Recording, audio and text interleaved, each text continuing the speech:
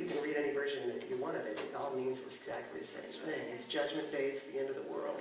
And it's when God decides who gets in and who doesn't.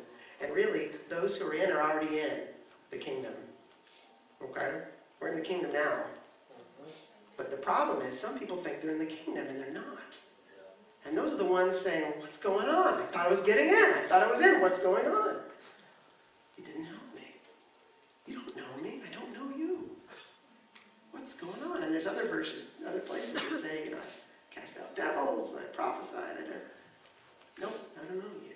It's a scary, terrifying thought. I don't know any more thought that's more terrifying and scary than this. How do you get into this kingdom? Not when we die, now. How do we get in? He literally, from the horse's mouth, Jesus has said himself, you want to know me. Take care of my people. The poor, the wretched, the lame, the blind, the homeless, the hungry, the hurting, the disabled. You'll find me right there. Right there. And so, you know, for some of it, it's time to come out of the prayer closet. Come out of the closet. Okay? It's time to engage with real people. Breathing, hurting, living, dying people. There you'll find God. I just want you to find God. I want to find God. Okay? I need God. I don't know about you. I need God. You need God. We're desperate for God. Well, how do we find God? There it is, right there. Do a little litmus test, a little checklist. Have you ever in your life fed someone who's hungry? See, this isn't symbolic. It actually means what it's saying. Sometimes we're like, what does it mean, this parable? It's so confusing. What's the Greek and Hebrew? You know, honestly, it's what we think. That's a nice parable. No, I'm serious. Have you ever fed anyone who's hungry? Have you ever given someone who's drink who was really thirsty? You know, a guy wandered in here Saturday night or Friday night. He thought it was a bar. Young kid. He's a kid. He was freezing. He's walking outside. He was cold, so he came in to get warm, and he thought he could get a drink. Okay? He was thirsty, and I'm only a visitor here, but somebody referred him to me. So, sure, why not? You know, that happens to me all the time. I'm visiting a church, somebody wanders in off the street, and they're like, well, I heard Pastor Juan. I'm like, hi, how you doing? Okay, where's the pastor? You know, and so we got him something to drink, some pastries and stuff. And, you know, that was Jesus just wandered in right off the street into church. Pretty wild. Thought it was a bar. Well, it kind of was. Dispensing a little bit kind of spirits. Get a little intoxicated. I feel a little bit right now. It's God. It's in God's presence. God was just, the lights out there, drawing people in. It's amazing. And by the way, you're the church, not the building. God's drawing people to you right across your path, and you may miss it. Hungry people, thirsty people, people who are just desperate to be loved. Have you ever clothed someone who needed clothes? You looked at them and you're like, they've been wearing that shirt since 1975 and it's got a big hole in it. Maybe you're supposed to go to Old Navy. You know? Do a little shopping. That'd be awesome. Leave it on the doorstep. Mail it to them anonymously. Wild stuff. Ever thought of it? You could do those kind of things. You could clothe Jesus. Don't you want to show up in heaven?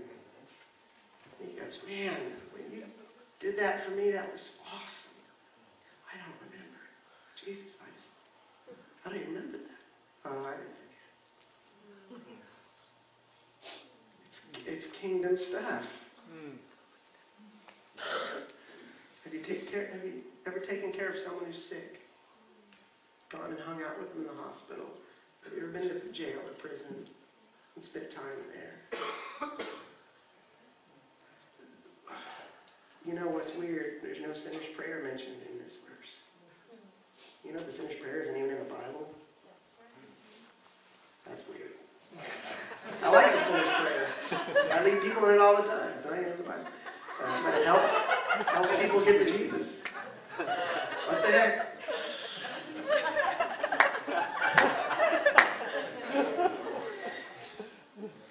it doesn't say to pray for that person. Weird. Why not? Preach to them. It doesn't say it. Take care of these people. Be a witness. Be a witness. Be a witness. Actions speak louder than words, like a megaphone blasted from a rooftop. Amen. You won't have to even tell them. They know it. They're going to get it.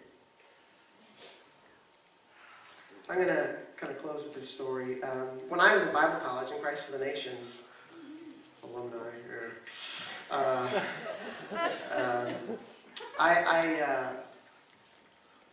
something weird happened, and I felt called to go out on the streets. And I was at a street ministry conference, Scott Hinkle, and somebody was preaching, and I don't even remember who it was. And he said, "You want to start a feeding ministry?" He said, "Go to the store and buy some bread, and then get some, other stuff, put together, make some sandwiches, and some food, and then go out and find somebody who's hungry, and then give it to them, and then, boom, you got a feeding ministry." And and then he went through like other ministries, just one after another, and he just broke it down. They're like, "Get this and do that. There, you got a ministry." And I was like, wait a second. This sounds too easy.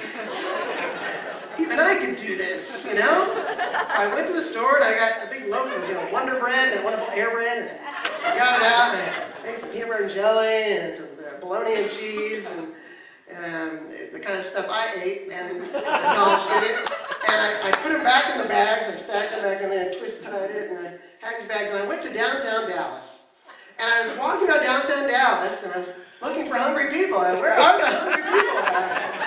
Wandering around, I had no idea where to go. There's glass, beautiful buildings, and business people, and shoppers, and buses, and I'm like, gee whiz, So I'm trunking around there. And I get to the library. Library's across from City Hall. There's a little park in between as well, very small. And I see people kind of sitting on the sidewalk, they're back up against the building, and it is hot as blazes in Texas. And the library has free air conditioning. And so it's a real hot spot. Plus you can hang out, read the paper, and they can't kick you out. It's a great deal. So the homeless people are kind of gathered just around about that spot. So I started going out, and I had this great strategy, and I had a technique. You can learn it too. I said, "Hey, want a sandwich?" I'm telling you, 99% of the 9.999% of the time they said, "Yeah, okay." And they grabbed it, and I just say, "Well, can I pray for you?"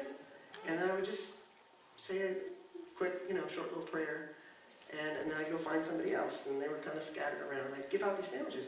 And it was such a cool thing. And I just felt God's heart. All I can explain is I just felt God's heart. So I just kept going. Every week I'd make some more sandwiches, and I'd go out, and I'm just by myself, I'm like 20 or 19, and I'm just kind of hanging out, getting to know these guys in the streets. And, my friends in Bible school, "Where are you going?" And I was like, "I'm going to go downtown, go feed the homeless." Like, "Oh, wow, can we come?"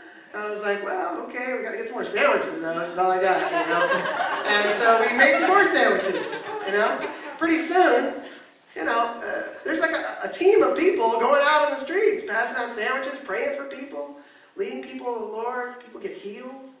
It's wild, And somebody came to me at school, and they're like, "Are you out there feeding the homeless and stuff?" And I was like, "Yeah, we're doing it. And I don't want to help pay for some of that. Here's some money. Can you buy some more food?" I'm like, "Yeah, sure." Woo. And I bought some more food, and this girl came to me, and she said, "I've got this little refrigerator. Could you use it in your dorm and put some of the stuff in there?" I was like, "Yeah, move it in, And, this feeding ministry just started cranking up. It's wild. And the wild thing is all those people going with me, and I didn't ask any of them. I didn't have any brochures or nothing. I was just going out and doing it on my own because I just felt like it was God. Those people are pastors, youth pastors, missionaries today. And, they're still doing that stuff.